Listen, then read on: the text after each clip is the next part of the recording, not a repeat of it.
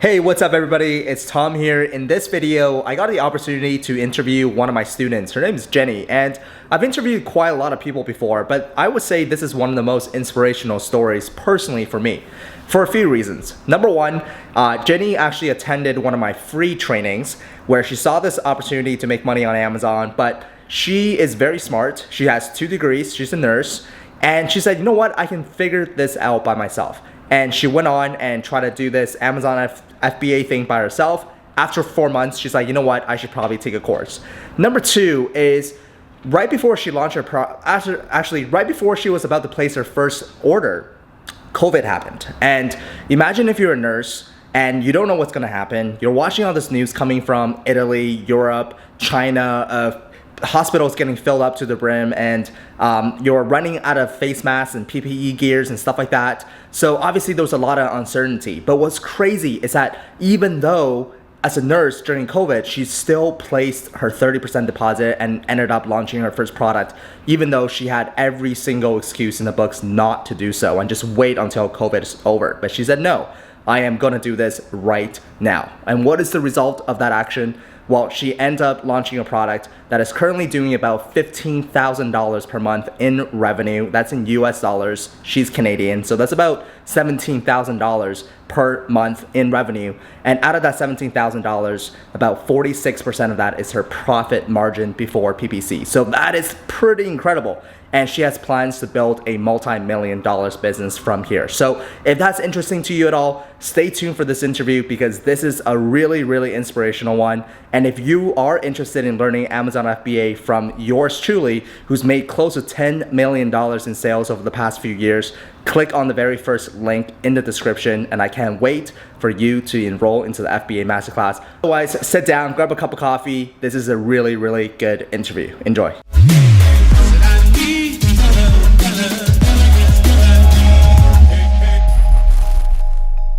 Here we go. Oh, Welcome back. I don't know. Okay. How is it now? So much better. Okay. You guys agree? Wait, did you guys not hear anything I said then? Okay, let's rewind. Let's Okay, backtrack 5 minutes. Cole's note. Okay. I have so my name is Jenny, born and raised in Vancouver. I have 2 degrees, one from SFU, health sciences, and then my second one was nursing. Decided to pursue nursing because it was stable, good pension, good benefits. But then a year and a half later into it, I was like, I can't imagine doing this for the rest of my life, especially with night shifts. Like can't do shift work. It was really horrible on my health. And I've gotten back injury from lifting patients, and I'm only 32. I have issues sitting for too long. I see a physio every week, and just my coworkers are getting injured, lots of issues. So that's my spiel. Did you get injured like while you're on the job, or you had an injury from before? Injury on the job. Really? Just from carrying patients? Yeah, like lifting, like especially people who have like heart failure or renal failure. They're like 300 pounds, 200 pounds. Yeah, and I'm like 106 pounds. Interesting. Wow. I never knew that nurses and like you actually are very prone to getting injuries. I had no idea. Neither did I. Yeah. I guess I didn't teach you. Had I known. Yeah. Now you guys know. For those who are interested in going to nursing school, maybe reconsider your options. But anyway. Seemed like a good idea at the time. Yeah. Anyway. Okay, cool. So you were going to nursing school. So you're obviously pretty smart, book smart wise. You did well in school, and you got to be in order to actually pass all those exams and whatnot. And you're well educated. You got 2 degrees. Then you took on the job, and then excuse me. You quickly realized that this is not you don't want to do this for the rest of your life. Maybe for the short term, it's fine. It's whatever. Like this is what you sign up for. But for the long term, no way. So talk to me about kind of after you make that decision, after you became somewhat aware of that, what was the plan? Like, okay, I don't want to do this for the rest of my life. What do I do? Like, talk to me a little bit about that. So I was thinking, so I got married last year, and then prior to that, I was doing a lot of DIYs, like some like signs, there's like, on acrylics, those are really popular. So I have like this machine that can do these things. So I was thinking maybe a side hustle, selling stuff on Etsy, like handmade stuff. But then I realized it takes so long. It takes so long to do this and then ship it out myself. So that was kind of like what I was thinking about. Other thing I was doing, I was selling stuff on Facebook, like Marketplace, new things like, for example, like Instant Pot, it was all the rage. I would buy it at Black Friday at Walmart. It was $50. And then I would sell it on Facebook for like $100. And so I would kind of do like those kind of really small like hustles, I guess. Right. But I was really thinking, I was like, there must be some other way that I can generate income or some side hustle that I can like reach financial freedom. Because at that time, I like a year and a half in, I was like, I want to retire. And, my coworkers like, yeah, you could do your time first. I'm like, but I don't want to do my time. Yeah, absolutely. And I'm just reading the chat. Some people are going to say, are you going to talk about passive income?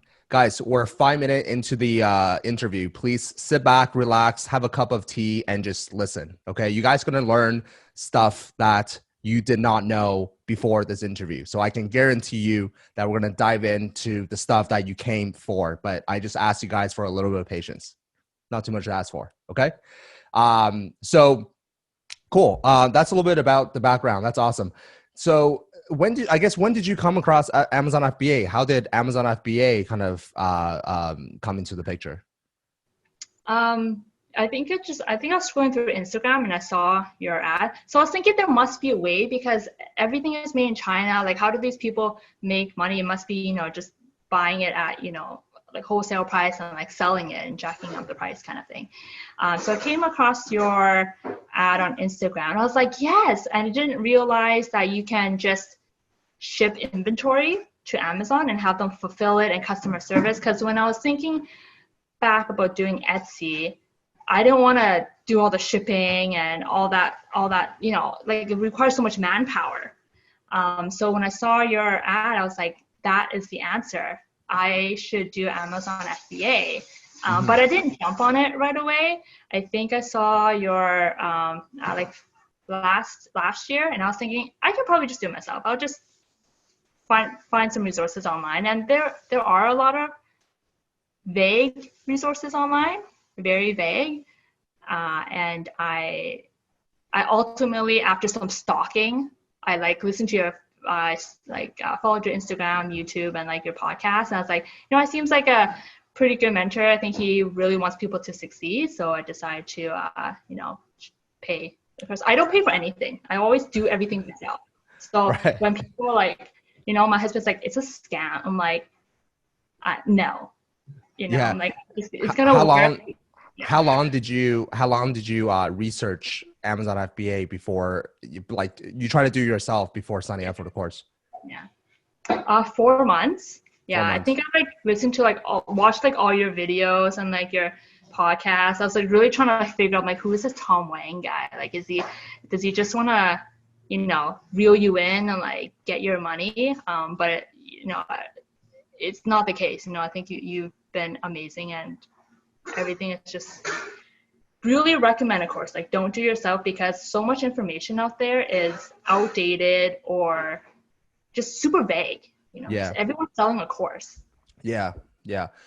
We can talk more about the course later. I don't want this to be like a pitch for the course. I want this to be about Jennie, her story, and and really dig in. So that's interesting. I actually didn't know that. I know you came to my seminar and you watched my sales pitch, but you didn't sign up on the spot. So that's pretty interesting. So you signed up for the course. You went through the 2-day training, and this is, guys, by the way, this is a time pre-COVID when I was actually doing live seminars in Vancouver. Obviously COVID screwed that up. So now I do everything online, but the content is still the same. So talk to us a little bit. Let's dive into the Amazon space now. So you took the course. Now you're fired up. You're like, yeah, I can do this. I assume that you had a clearer picture after you took the course. So talk to us about what was the first thing that you did after consuming the information. So the first day was really great. I was pumped up. I'm like, I could do product research. Second day, I was like, no, I can't do this because it was all like all the stuff afterwards, Facebook ads, like Rank and Bank and all that stuff. And so, and then I had actually a night shift that night after attending the second day. Oh, wow. So yeah, I was like, oh man, I'm gonna be so tired, like 7 p.m. to 7 a.m. But because I really hate night shifts, I was like, okay, I can't do this anymore. So I started product researching like during my break. And I was like, I don't want to do this. I'm like, I gotta find a product. And I just like kind of reviewed the stuff that we went over in class, and just to make sure like I really got the concept of product research down, and just to kind of go over that checklist again, and just to make sure that I can do it. Right. So talk to us about when you were doing product research. So for those that excuse me, for those that are a little bit confused about like what the hell is product research. Well, in order for you to make money on Amazon, you need to find a product to sell. We all know that, right? You go on Amazon to type in coasters or fake succulent or glass. So in order for you to make money on Amazon, you first need to actually find a product that you can sell. So Jennie, why don't you talk to us about that? Let's talk about the product research phase. How did you approach that? What tools did you use? What were you looking for? How many products did you go through before you found the right one? Talk to me about the step-by-step process you took there. So I used Viral Launch, just kind of going over how you taught us in class, looking for low reviews and not cheap. I was looking for something like, I didn't want to invest a lot. So I was looking for a really cheap product, something that was like less, like $7 or something. I had a couple. I did, some initial research, maybe came up around like 10. And then I decided to go with one that's super lightweight. And it seemed like kind of like a no-brainer, like maybe the reviews wouldn't even matter. But that's actually not the product I ended up going with.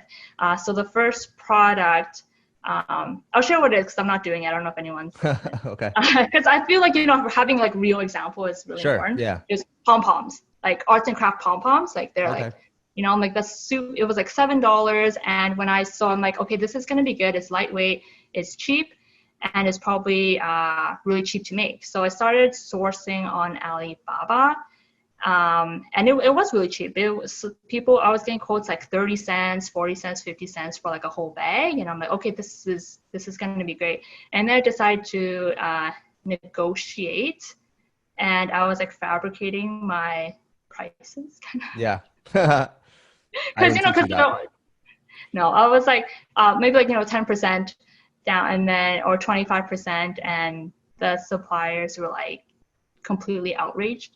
They're like, who's giving you prices? Like, are you sure? Have you dealt with these suppliers before? And I was like, oh. Yeah. So, and then I kind of gave up on that because when I was running the numbers again, I think what I was trying to offer with my product offering, it was going to be, it didn't work out. It just didn't work out. So I got kind of defeated, and then just kept going through some of the other searches that I've come across, and then eventually found the product that I'm selling now. And I really like this one because it is small standard size, it's cheap, something. How much? Sorry, you keep referring to cheap. How much did you actually invest into this business, like for your first product? So my inventory, so my product is $2.59 per set. So I ordered 1,500 about that, so a little bit less than 4,000. But including if I was in like all my upfront costs to start, maybe around $7,000. Got it. I got it. Cool. So in terms of so you how long did it take you to actually find that first product? About a week. About a week. Interesting. Guys, so please don't ask what's your product. In the Amazon FBA world, we don't ask that question, because if Jennie told her, oh, I'm selling this, everybody will be selling that. Okay. So anyways, please don't ask what the product is. Okay. Um, okay, so you found the product. Now, you mentioned a couple things. You mentioned it's lightweight. You mentioned that it has low reviews. What else did you like about the specific product that made you like finally pull the trigger? When I was looking at other of my competitors, they all had their images were really good. So I feel like I could do better images. The copywriting, there's like grammatical mistakes. I'm like, I could do better than that.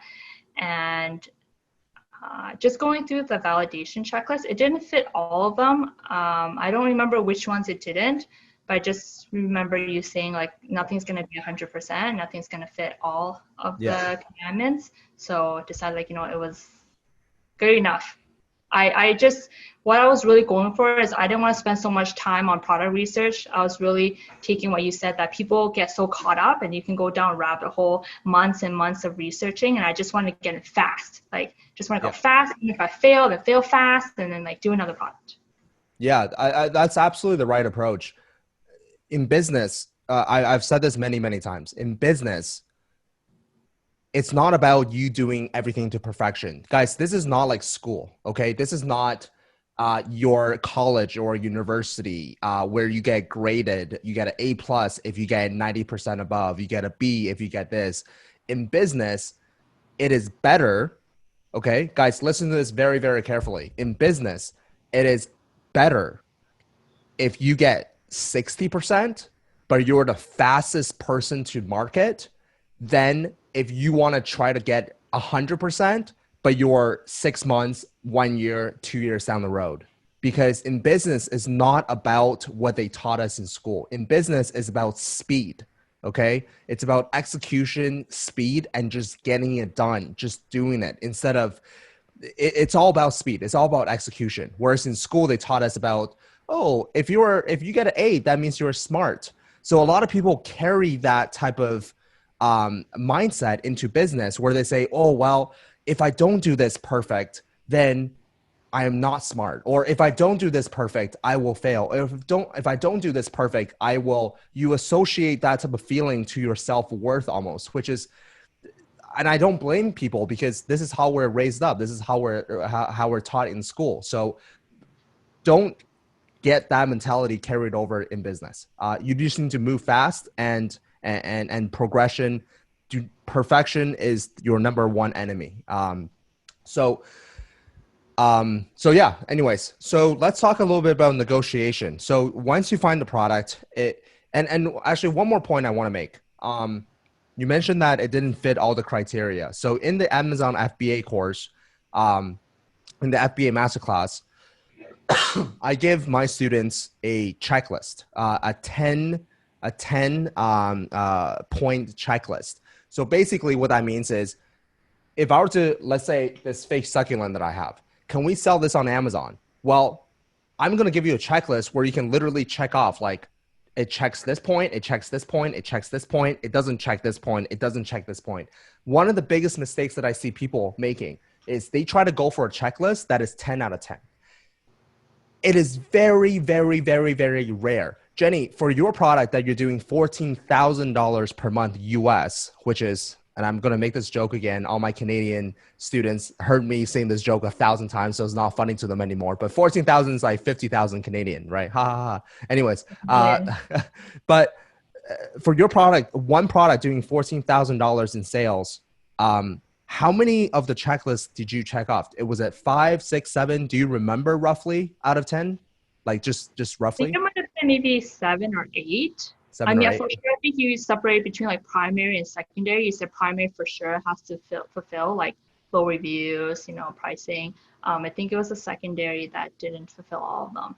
And going back to what you said about perfectionists, like I'm one of those people that I wanted to be perfect because then that would mean like I succeed. But then I really had to like change my mindset to like just got to get it fast. Got it. And also, what is your actual profit off of the fourth? Because a lot of people say, oh, 14,000. So like, what is roughly your profit on the 14,000? 47% before PPC. 47%? Jesus Christ. So what is that? That's like 7,000. Wow. Before PPC. PPC takes up roughly 10 to 15, even 20%, I would say sometimes. Well, it depends.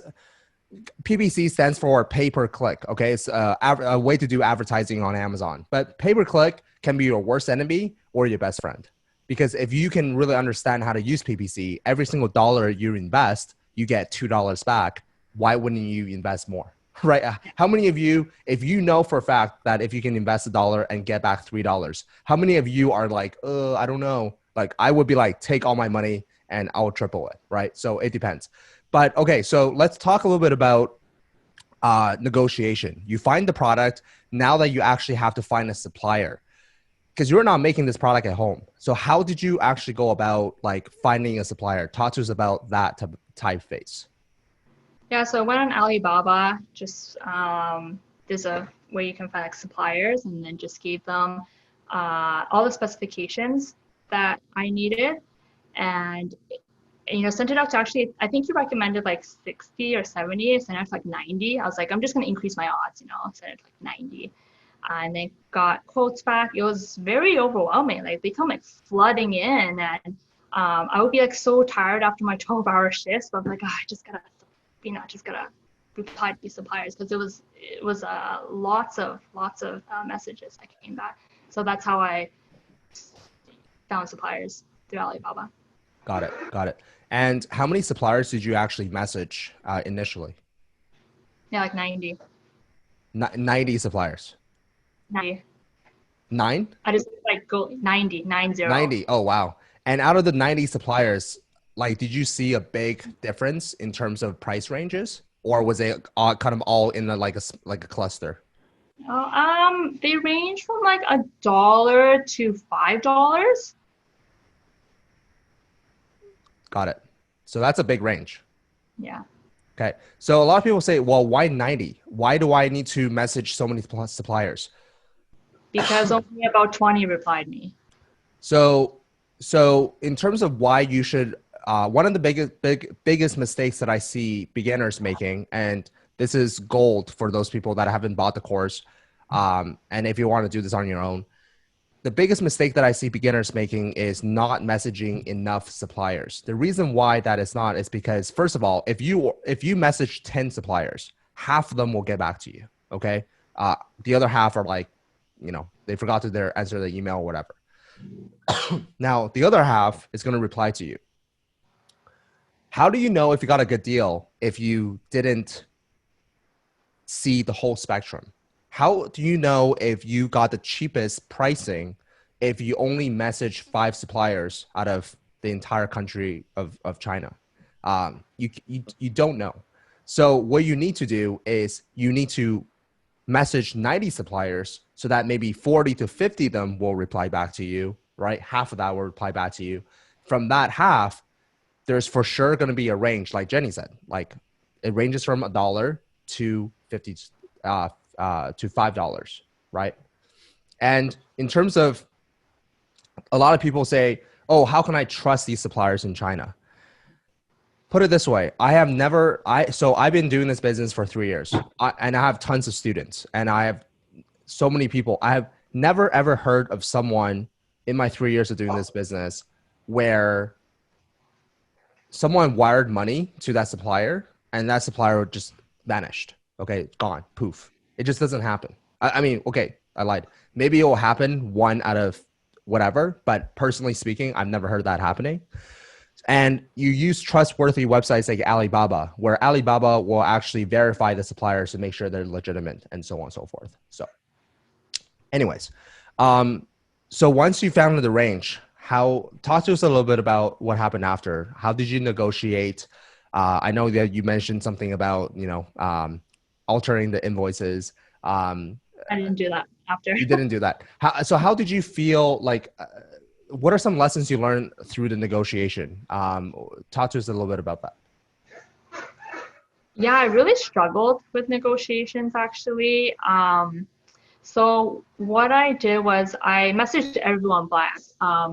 Even the people that were really high, like in the $4 or $5 range, I was just like kind of curious, like, so what makes your price so high compared to other people when they're like, when some of the quotes I got back were like half of yours. And then some people will tell me the reasoning, and then I can kind of like learn more about the product. Like maybe if they use a different material.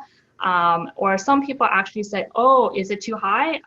Hold on, let me double check. And one person actually came back to cut the price by like 3/4. I'm like, so it doesn't have to be that high. And just being and leveraging like, oh, this other supplier quoted me this price. Are you able to do this? And if you can, then I'll order a sample from you, and leveraging other suppliers' quotes, and just kind of like wondering why some suppliers got really mad. They're like, oh, we don't have to explain the reasoning why we cost so high in a good quality. Everyone says the quality is good, and just asking them. Yeah, absolutely. That's the best negotiation tip I can give to everyone. Is in order for you to negotiate, okay, you need to have options. And when you have options, what you do is you should leverage them against each other, right? So for example, let's go buy a car, right? Let's go buy a car. Three dealerships have the exact same car that I want, exact same mileage, exact same color, right? And they want to do a deal with me. Well, now I have options, right? And I really, really want this car. So I'm just going to go with whoever gives me a better deal, right? So person A gives me better dealership number 1 says 9,000. I go to dealership number 2. Hey, dealer A, give me 9,000. Can you do 8,500? Yeah, I can. Okay. Well, I take that quote. I go to number 3. So on and so forth. So that's what Jenny means by kind of comparing the quotes, right? And so on and so forth. So awesome. And guys, please do not turn the chat into like political stuff. Okay. You will be kicked out. I'm a pretty straightforward person. If you are rude, if you are, talking about some stuff that is not appropriate for this chat, you'll just get kicked out because I don't have time. Jenny doesn't have time. Nobody else have time. And there's a lot of stuff that's happening in the world right now.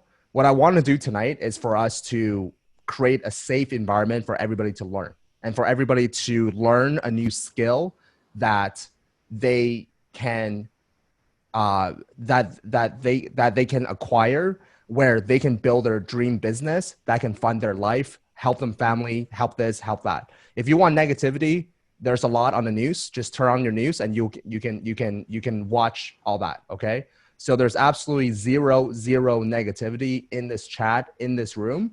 And we're talking about Amazon FBA today, and no one here is perfect. We're not saints or anything like that. But what we're all trying to do here tonight is be a better version of ourselves and trying to be better than the person we were yesterday. That's it. Every single one of us. So let's stick with positivity. And if you're negative, you're out. Okay. We have moderators who have admins that are in the chat. No warnings at all. And that's it. Okay. Sorry about that. Anyways. So great. Now talk to us about, so once you, excuse me, guys. Some of you know recently I had a COVID, and it's still getting the cough. But anyways, I'm good. I'm healthy and stuff. Just the annoying cough. What were you talking about? We were talking about you found the supplier, you negotiated. How did you come about placing your first order? Yeah, talk to us a little bit about that, I guess. Oh, like how I chose my supplier? Yeah. So I chose the supplier. So when I narrowed it down to maybe 10 of them that had like good prices, I looked through their store and made sure that they actually was selling what I wanted them to manufacture, and looking at how like they have like whether the gold supplier or like gold trade assurance, and just digging deeper into them, as well as were they good communicators? Did they not reply me after 5 days, or were they pretty punctual with replying my messages, and price? So when I finally, so I got samples. One lesson I really learned was, so one of the samples I got was the material was completely, it was not what I it was not what I wanted at all. From the picture, what they showed me, it was great, but I didn't realize that there was different materials. And so that's one thing I really learned. Like I really need to dig deeper and make sure I ask all those questions and that it is actually what I want. So I like wasted that. So definitely didn't go with that one. And so when I got the samples, I was happy with it. And then I negotiated a little bit more and then placed my 30%. Got it. So for those that are not familiar, you narrow down to the supplier you want to work with. And before you give them everything, like, oh, here's $3,000 of PO, a purchase order, give me the money. That's not what we do. What we do is we place a 30% deposit first. They start manufacturing the product. Once they finish manufacturing the product, we still owe them 70%, right? We don't give them that 70%. What we do actually is we send in an inspection agency, and the inspection agency will go to the factory. It's like $100. They will actually go and check some of your products to see if it passes the inspection or not. And you communicate with the inspection agency to tell them exactly what you're looking for. So it's almost like you got a person in China that will do that job for you. And they will take photos. They will take videos. So take whatever you want. It's literally just, it's like almost you're at the factory and you can ensure that. So speaking of the inspection, Jenny, how was the inspection for your product? It was good. The company that I chose, like that is in the resource section. So I used them and like their report is so thorough. They even like smell the product. You see a picture of them like just smelling it. And you really do feel like it's there. They take pictures of the factory, the product, and all the requirements, even things that I didn't think about that they would, they're like rubbing the product to make sure like it doesn't come off. Like all those little things that really gave me reassurance that it was a good production, making sure all the units were accounted for and they were shipped appropriately according to like Amazon's guidelines. And just I felt really, really comfortable. Even though I wasn't there, I felt like I had inspected it myself. Yeah, absolutely. So one of the things that's added in the course is things like the inspection agency, right? There's a lot of services that you need to use in order to make this business successful. You can find those services yourself. You can go on Google, type in inspection agencies and work with people you never worked with, which presents a risk. Or, wow, both of us are just coughing. Or I actually gave all my students my team's resources. So for the inspection agency, they can just contact the inspection agency, trustworthy client or contact, and you just roll with it. Okay. So after the inspection, that's when you pay the 70%. You said it passes the inspection. Talk to us a little bit about shipping. How did you get everything from China to Amazon? So I used the, I was like choking on water. I used a freight forwarder that was recommended in the resource section. Again, they were just really easy. I didn't have to, so prior to when I was doing research on my own, like I was here, you need like a customs broker, you need like to handle all these like bill of landing or stuff like that. So it was really easy with just a freight forward. I just told them where they need to pick it up, where it's going, and then they just bill me, and then the customs. Right. They do everything. They do everything. So did you ship it by air or ocean? Because your product is very light. Yeah, it's very light. I did ocean because I was like a little like stingy. I was like, oh, I don't want to pay for air, even though like it wasn't that much. Yeah. And I didn't want to like have only part of the inventory. And then what if I like run out of stock? And I was like, oh, you don't want to run out of stock. So I was like, you know what? I'll just do all ocean. But looking back, like I think I should have definitely done some air. Yeah. Usually 30% by air, 70% by ocean is it's good. So also like because of COVID, the prices were also really high for air. So that's true. During COVID, during COVID that went up quite a bit. And by the way, you were doing all of this while you were working your nursing job during COVID. I'm curious to know, as a nurse during COVID, how was that experience? Because there was so many unknowns and you were literally like in the hospital, right?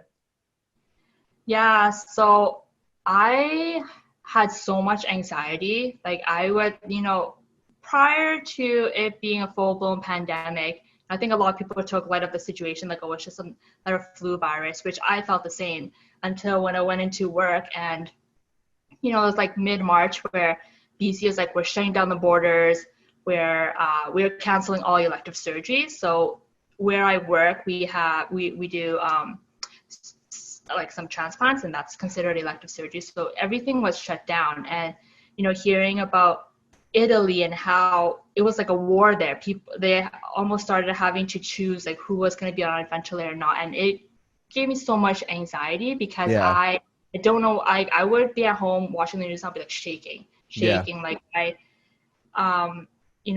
didn't want to go to work. I was so scared. Like what if, like, I'm young, I'm healthy, but what if I do contract COVID? And what would happen? And they talked so much about deployment.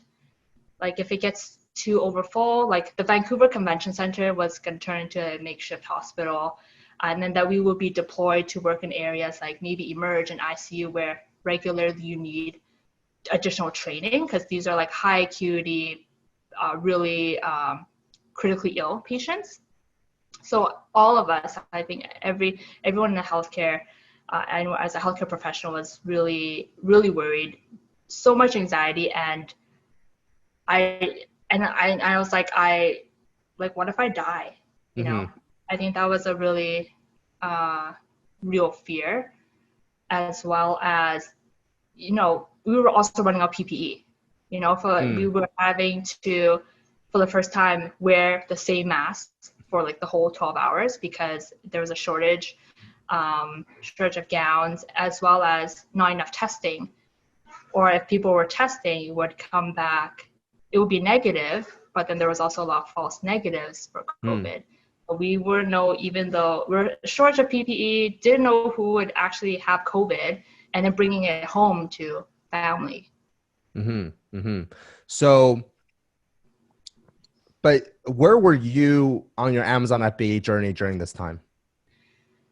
Before ordering samples, actually. So you had every single excuse in the books to just. Oh, yeah.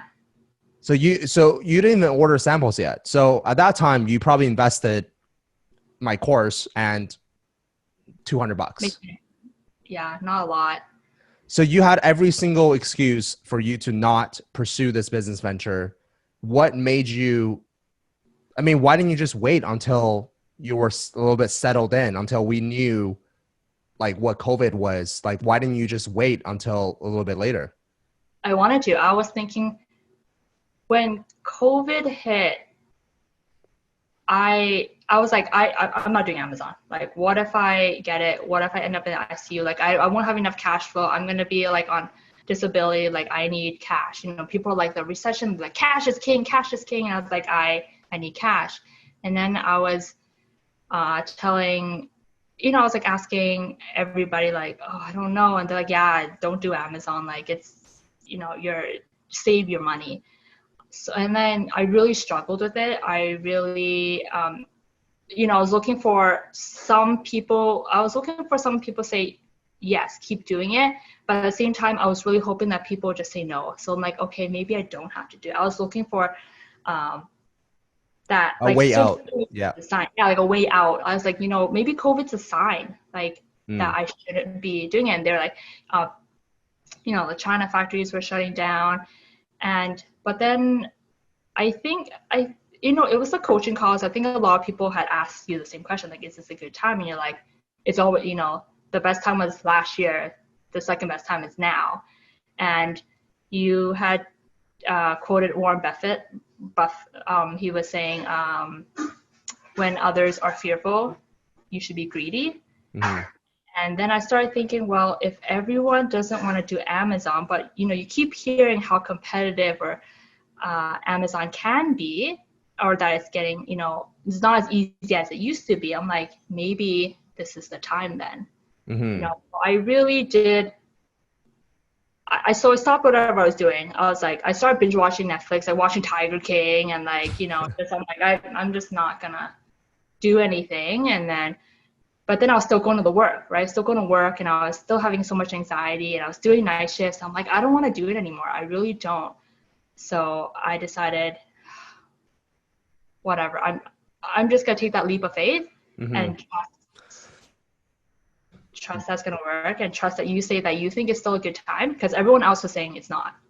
Right. Yeah, and they've never launched an Amazon business. Yes, that is. It's funny that people who say it's not a good time to get into Amazon never launch an Amazon business themselves. Because if you ask the right people, like, is this a good time to get into Amazon? I'm constantly investing into more products. If I think it's a bad time to get into Amazon, why the hell? Like, I'm not stupid, okay? I'm a pretty rational human being. I think I'm pretty smart. Why would I put my own? Anyways, I put my money where my mouth is, essentially. So, and what I think is also really interesting is that there are so many people around our daily lives, your family, your friends, your loved ones, people that you think that they love you as a friend and whatnot. But when it comes to you stepping out of your comfort zone, a lot of them will say, don't do it. And the reason why they will say, don't do it is because you have, excuse my language, you have the balls to actually do it and they don't. So for them to see you doing it, they will rather not see you succeed because it will pain them too much knowing that, man, if I did it, I probably would succeed as well. But I just don't have, I just don't have the, what's another word for balls? Like, I don't want to keep using that word. What's another? Guts. Yes. Courage. Okay. Guts. Courage. Guts. That's a better word. Courage. Okay. So it's it's really interesting. And at the same time, it's like you're actually doing this for your significant other. I had some experiences where it's wife and husband, and the wife wants to do this for the family, but the husband, or sometimes it's reversed, they're like, oh no, it's a scam. Don't do that. Blah, blah. It's a scam. It's a scam. It's a scam. Like, they didn't do any research in what Amazon FBA is, but they're just saying it's a scam. Like, spend 2 hours to do research first before you just label everything a scam. Like, there's a reason why you are where, like, there's a reason why they are where they are in the world, because they think everything in the world is gonna come to them and attack them. And like what I like to say, it's like, dude, you're not that special. Like, the world doesn't care that much about you. Everybody's got their own problems that they have to face. Like, every single day, I don't think about, like, I put myself at first, and everybody here put themselves at first. So don't think the whole world is like the government is trying to attack me. Like, no, they're not. Like, relax. You're not that special. So, but people always offer unsolicited advice. For some reason, they always think they have the best advice. Yeah, absolutely. But yeah, it's interesting. Like, for me, I just don't care what people think. That's really the biggest thing, guys, is I just don't give a beep. Because whatever you do, guys, people are going to judge you anyway. Okay. If you don't do it, they're going to judge you. If you do it, they're going to judge you. So just don't care about what people think. Do this for yourself. If you think this is a good idea and you have proper ethics and moral and everything like that, right? Go do it. As long as you're not harming the world in any way, as long as you're not harming anybody in any way, as long as you're not breaking any laws, if you feel good about the opportunity, just do it. Don't worry about what your nephew that you haven't talked to in 3 years and your grandma and this and that. That's what's holding a lot of people back, is needing the approval from all their surroundings and so on and so forth. Guys, life is too damn short. Excuse me. Like, life is really too short. When I had COVID for 10 days, I was in bed for 8 days. I couldn't move, and I was in bed, and I'm like, if I die tomorrow, it would be such a shame because I've been working my ass off for the past 3 years to build several multi-million-dollar businesses, and I'm not like even enjoying life to what it's like, what I would imagine to be. There will be so many regrets that I have. And I can guarantee you, every single one of us in the chat room tonight, there's 482 of you and us. Every single one of you are going to die one day. We can't live forever. Okay. I'm not going to live forever. You're not going to live forever. So one of these days, we're going to be on our deathbed and we're going to look back on this life that we lived and think about all the regrets that you might have. And if that doesn't pain you to actually do something about it today, then I don't know what else. Because for me now, I truly, truly, truly want to enjoy every moment. I want to live life to the fullest because tomorrow is never promised. That's a fact. So, you know, it's crazy. I believe everything happens for a reason. And we're all around the world today, literally around the world. And we're in this chat that we're talking about this Amazon success story. And I remember, Jenny, like, I'm not sure if you remember, you probably do, but I remember that one day you messaged me, and this is a while back. You said, Tom, one day I want to be on your podcast. I want to be interviewed by you. Yeah. It was in my email when I placed my 30%. Okay, guys. Jenny placed her 30% for her first product, and she emailed me and said, one day I want to be interviewed by you. I want to say something. Whether I interview her today or not, that's irrelevant. What's important is she put that sentence in an email and just send it off to the world, to me. And what's crazy is today, October 1st, this happened. Like, it happened. And I truly believe that if you have the guts, I was going to say balls again, but guts, to say what you want in life, it doesn't need to be Amazon, guys. It doesn't need, I need to be a 6-figure seller, 7-figure seller. Trust me, when I die, I don't want to be known as the biggest Amazon seller in the world. If that was the case, I didn't do a good job. Okay? Whatever it is for you, whatever your dream, your goals, your vision is, put it out in the world. Just say it. You maybe you don't, believe in it, whatever it might be, but just say it. And I can promise you that if you work hard enough towards that goal, one day that goal will come true. 100%. So, and I've had similar experiences as you, Jenny. So it's a cool feeling. Just take it all in and enjoy it. Other thing, I think it's that power of visualization. When you type or when you say it out or write it out, you believe that it can happen. So not only did I type that out to you, along my Amazon journey, I was thinking about when Tom interviews me, this is what I'm going to say. That's amazing. And I really saw him like, he's going to interview me one day because that would mean like I've made it and gone through everything. And I would actually play it in my head. Like, this is what I'm going to say. And I think it's just the power of visualization. Yeah, no, absolutely. I've had many, many, many moments like that. Yeah. Anyways, I might have something very exciting for you guys to share in a few months. But anyways, can't say anything about it right now. Okay, cool. So Jenny, I do want to wrap up the call like pretty quickly here.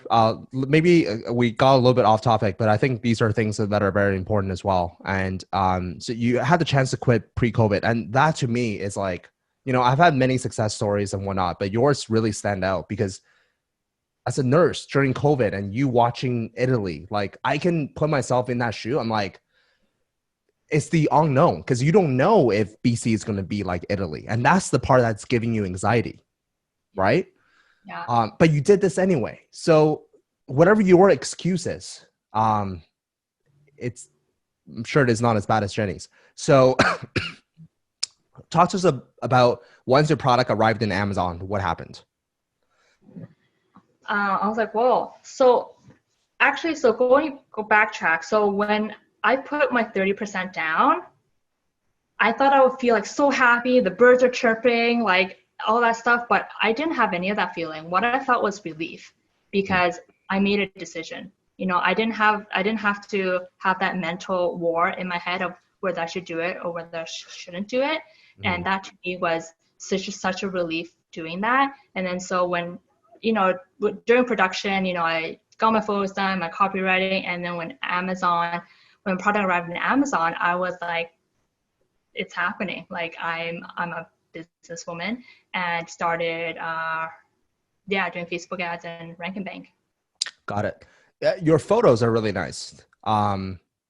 Did you have like graphic design background or anything like? How did you actually create those photos? How did you go about creating those photos? Because photos is one of the most important parts of Amazon. So and I saw your listing; it looks beautiful. So how did you go about like creating those photos, and how did you get ideas about like which image needs to show what? So I didn't take the photos, so it was done professionally. So like I'm such a DIY person, but you kept reiterating like you gotta take professional photos. But so even though as stingy as I am, I'm like I pay for professional photos. I wanted to take a stab at doing my own infographics actually. It was kind of fun. I did it all through Canva, and I just copied other people's listing. You know, like I found like really good listings. I think you showed us an example of your listing. So I was looking at that and how, you know, words are placed, or just found really good listings and just emulated that. And, you know, you mentioned a lot about just don't reinvent the wheel, and one thing I did do was I was trying to be a smart ass. So with the FNSKU, I was like, I was like adding the FNSKU and the suffocation warning and the made in China portion all in one label. And I decided to put a border around the FNSKU. I was like, it looks cleaner this way. And then I sent it off, and then the supplier said it's a little bit too big, so they readjusted it. And then afterwards, for some reason, I decided to look at the requirements, and you have to have a minimum like white area around, so it wouldn't scan actually. So they had to reprint all 1,500. So what that taught me was don't try to reinvent and think I'm reinvent the wheel, but just mimic success. Yeah, absolutely. And also, so what was your launch strategy like? How did you use PPC? Did you use Rank and Bank? Did you use both? How did that work? I did Rank and Bank. I did it for about a week and a half. So actually maybe like after 3 or 4 days, I was getting some organic sales. I didn't actually pay attention to my rank that much, which I should have, like I would now. So I just really cared about like organic sales. So I was getting like 3 or 7 and actually just didn't do any giveaways and just wanted to see what my conversion rate was. So after a week, I actually decided to try PPC. And I did Zon Tools, and I went from like, I think the day before was like 4 or 2 organic sales. And then when I turned on PPC, went to like 33 sales. Jesus. That day. Yeah. And with no reviews. I didn't have any reviews. Yeah. I remember you saying that, like, if a product can do 33 sales a day with no reviews, you've hit a jackpot. Just put it that way. So I was, and I didn't want to learn PPC because I'm not a numbers person. I hated numbers. I hated everything. So that's why I decided to use Zon Tools because it was really easy. And it was only like $1 for the first month. But after seeing the success, I was like, whoa, what is PPC? And I started like learning more about it. So after 2 weeks with Zon Tools, I turned it off and I did it manually. So I've been doing it manually since. Got it. And what's your like rough ACoS now on average? 30% like when you're looking at the dashboard, but my total ACoS recently has been pretty good, around 10%. Oh, wow. That's really... It was around like 20, 30. But I think now that I'm, you know, getting higher in ranking, it's come down. Yeah, no, that's amazing. Yeah, I think PPC automation tools, there's pros and cons, okay? Just like anything. The pro of, you can do PPC manually with one product. Try 10. It's unless you want to spend 24/7 on PPC, it's pretty hard. So we've outsourced our PPC to a PPC agency. They're called OMG Commerce. And they've done a phenomenal job, and they actually use a PPC software to automate everything because they can't manually do it themselves either. They don't use Zon Tools, I don't think, but they use something else. But yeah, so manual for 1 to 2 products, yeah, manageable. For more than that, unless you want to spend your whole time doing PPC, I wouldn't recommend it. Because there are so many other plates that you need to be spinning in the Amazon FBA business, right? So, okay, great. So what's the plan? I mean, you're still doing nursing. You haven't, you're still doing nursing. Oh, by the way, actually, let me backtrack. How did you get your reviews? Just using Viral Launch has that review request. Mm-hmm. I did. The first review I got was a 1-star. Oh, wow. Yeah. That's how did that feel? Like that the worst day of your life? The worst day, and the worst that Tiger King me, like I will never financially recover from this, is what I thought. I was just like, it burst up in flames. I was like, and I was just oh like, my God, that is the funniest thing I've ever heard. I need to make a meme about that, actually. Yeah. That is hilarious. Oh yeah, so it was horrible. And like 2 days later, I got hijacked. I'm like, who wants to hijack a 1-star listing? Mm-hmm. No. But so you got that 1-star review. Did that impact your sales at all? Yeah, it did, but it impacted by 40%, but it was not non-existent. So I was still getting sales consistently. So I had that 1-star for like a good week and a half, and I was still getting like 20 sales a day, 19 sales. Mm-hmm. And then when I got hijacked and I had to lower my price, mm-hmm. I still got like 30 sales, which I was like, wow, this is crazy. So maybe maybe it'll be okay. Right. And then how did you gain more like positive reviews? Just using the request button. Right. So one of the things that people struggle with is getting reviews. And I'll say this, guys, in order for you to get reviews, you need to make sales. If you don't make any sales, you cannot get reviews. So sales come before reviews. It's like chicken and egg. Well, in this case, is sales before reviews. It's not reviews before sales. There's only one way, sales before reviews. Now, your number one goal is to make sales, okay? How you make sales? Well, rank and bank, great photos, keyword research, everything we talked about in the course, PPC, and slowly over time, your reviews will actually build up. That's the safe way.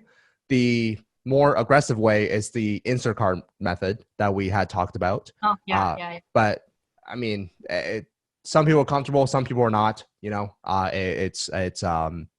So by the way, guys, like some people are asking like, oh, is this all covered in the course?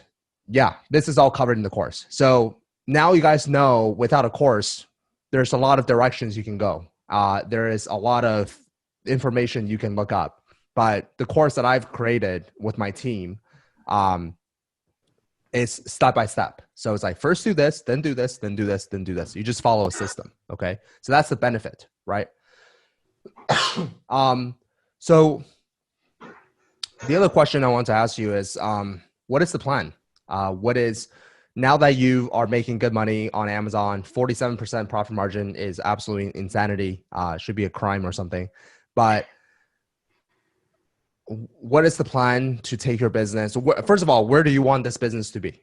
You're doing 14K a month right now. Is that good enough for you? Or are you going to retire now? You're going to quit your job? Or where do you want your business to be? It's so funny because when I initially started, my goal was like, I just want to make $1,000 a month, Yeah. So my plan is my second product will be done next week. So to launch more products, I have a goal of launching 2 to 3 more, maybe just another one. And prior to launching, actually, so I launched like June 25th. On June 20th, I wrote a check to myself for $1 million. Oh, man. Next year. Wow. And I think someone posted on the Facebook group about Jim Carrey, how he did that, and how and again, that's just like the power of visualization. And I have to like post it somewhere, and I've looked at it a couple of times, and it just says $1 million for FBA sales, and that is my goal. And hopefully to also sell my storefront in a couple of years, and to eventually also like have my own brand and something that I'm more passionate about. Like, because I don't, this product's like, I have no emotional attachment to this product. Yeah, absolutely. I mean, for your first product, yes, don't do the whole branding thing and the there's enough for you to do. Just get in with something cheap, something small, right? And get it done, right? For your second, third, fourth product, I would recommend building up like a nice product line, right? Whether it's beauty, whether it's pet supplement, whether it's whatever. That's what I recommend. Okay. Cool. So Jenny, is there any last words that you want to say for everybody, or?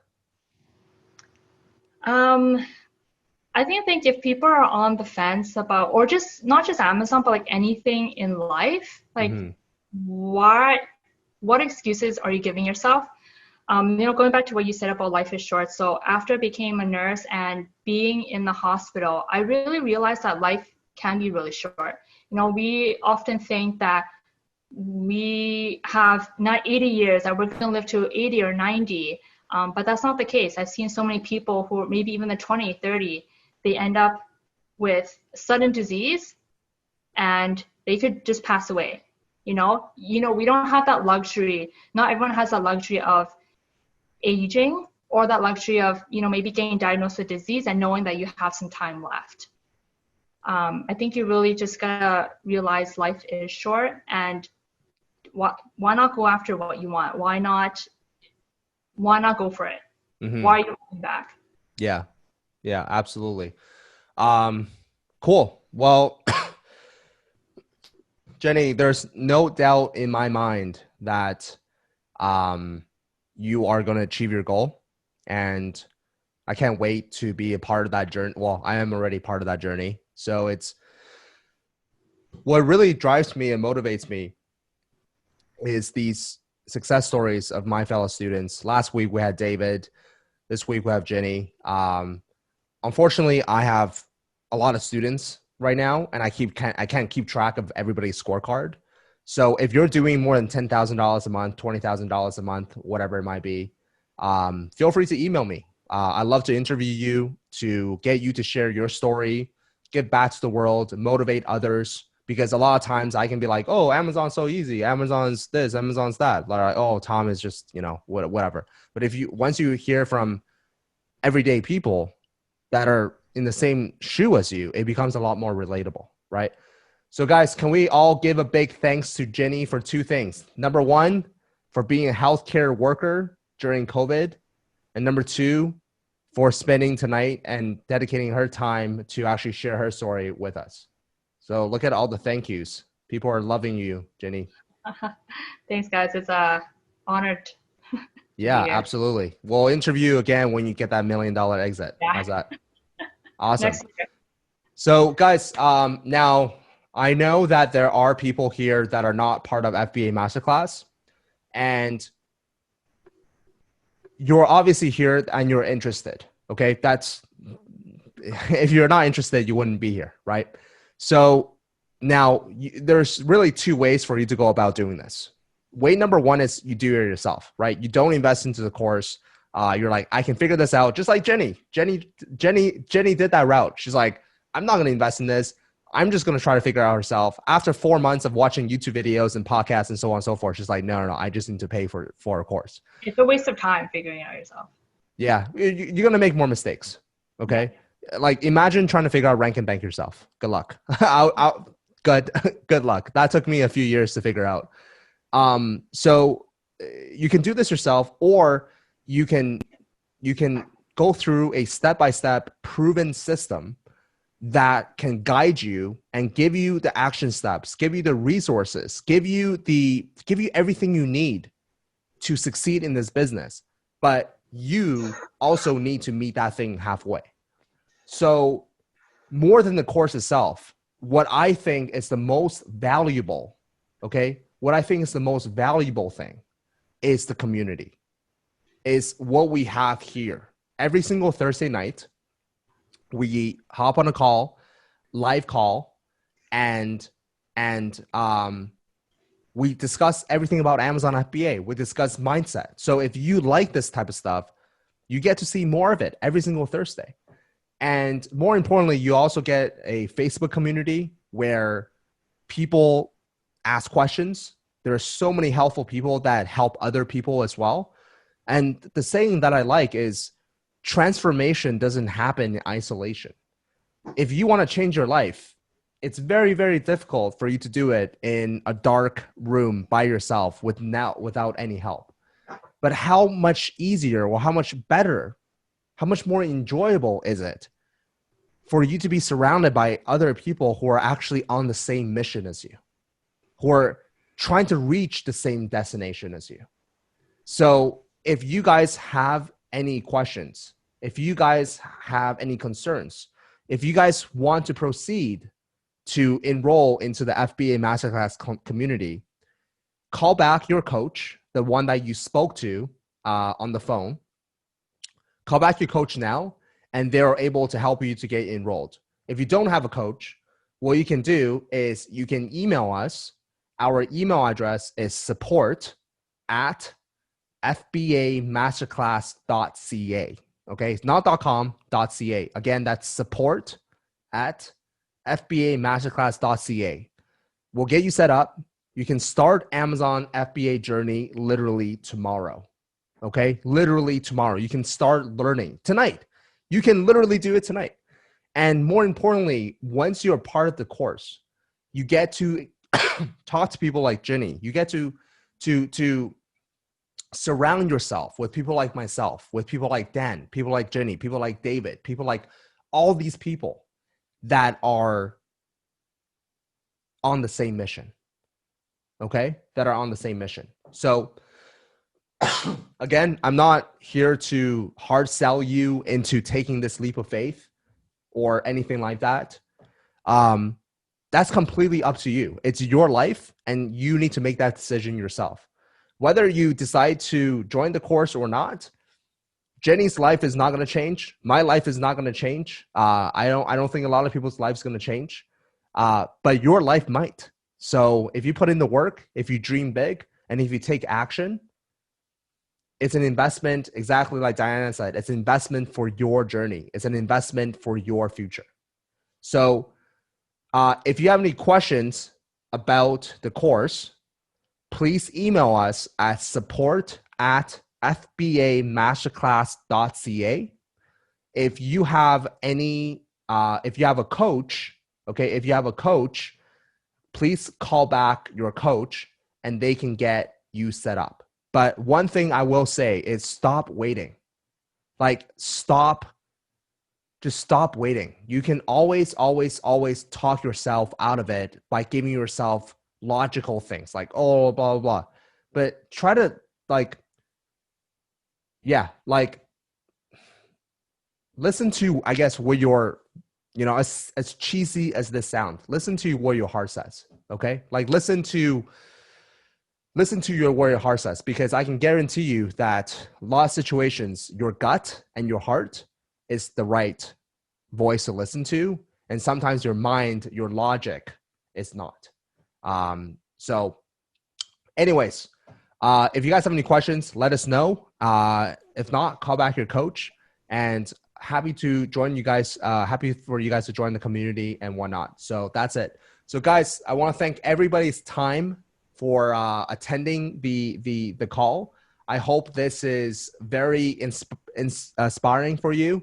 Whether you do the course or not, it doesn't matter, but just launch an Amazon business, because I can guarantee you that if you put in the work, if you dream big, if you have the vision, and you never, ever give up, you surround yourself with the good people, your life can change in just 1 year. It doesn't take 5 years or 20 years. Jennie, would you agree? Last year today, October 1st, 2019, would you ever guess that you will have a business that's doing 15K a month or something like that? No, and like you said, my life changed in a couple of months. Yeah, absolutely. All it takes is one winning product. So anyways, thanks, Jennie. I really appreciate your time. And thanks to everybody else for attending the call. And I hope to see some of you in the course itself. So have a good night. Bye.